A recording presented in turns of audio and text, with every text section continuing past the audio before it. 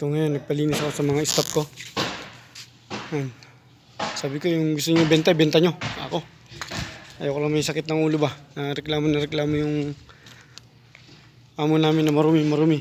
Pinabenta ko yung iba sa kanila. Benta nyo, sabi ko. Oh, ayan. Ayan, okay na.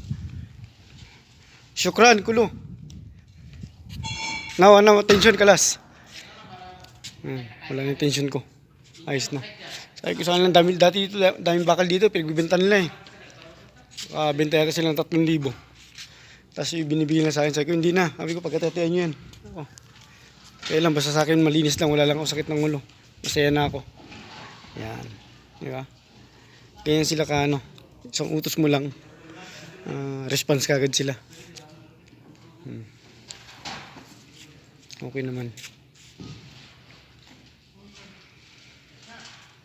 Ayan, yung isa yung nagbubuhat na yun sa ulo. Ayan, may hiling magbenta yan eh. Benta. Yan. Pero na, okay na.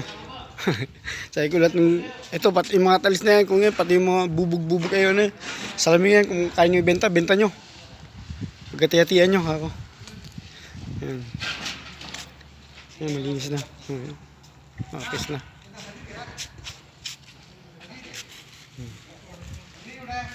Ako, pati yung golf car na yan, kung kaya ibenta, benta yung golf car na yan. Huwag yun lang ako idamay. Diba? Ayan. Okay. Tapos dito sa loob, palinis ko rin sa loob dito. Ito yung isa.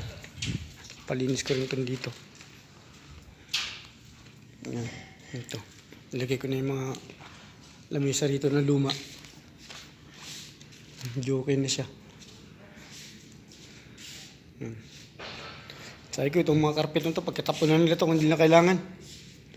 Ito yung mga kurtina, magaganda pa itong kurtina ito, bago yan eh. Labahan lang, kaya ako, ayaw na laban, patapon ko na rin yan. Yeah.